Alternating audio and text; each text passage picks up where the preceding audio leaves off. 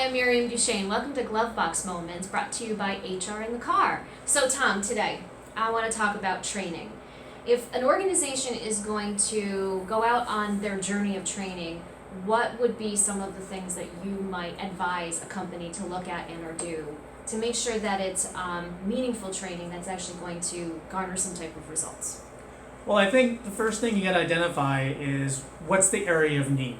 There's obviously going to be lots of things that people can get into, but if you look at the things that are going to be most impactful on a day-to-day basis, that's number one, is what's my itinerary, or what's my subject list, and pick the ones that you can impact in a specific window of time. I like to think of SMART goals, the specific, measurable, achievable, relevant, and time-bound type of models for goal setting. Absolutely. Same kind of thing in training. Mm-hmm. You gotta look at what can I accomplish? Do I have the right audience? Right? So you may have some folks that are earlier in their career and some folks that are later in their career or in that specific function.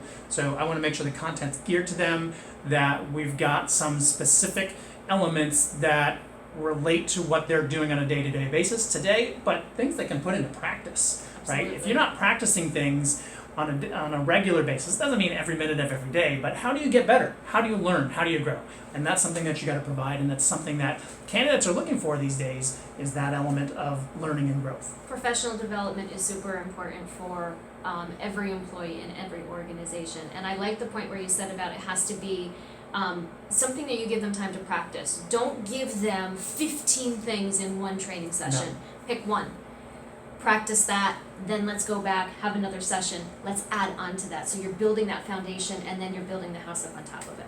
Good starting points. Absolutely. So thanks for joining us. Don't forget to go to Alaant.com, subscribe to HR in the Car for more tidbits like this, and we'll talk to you soon.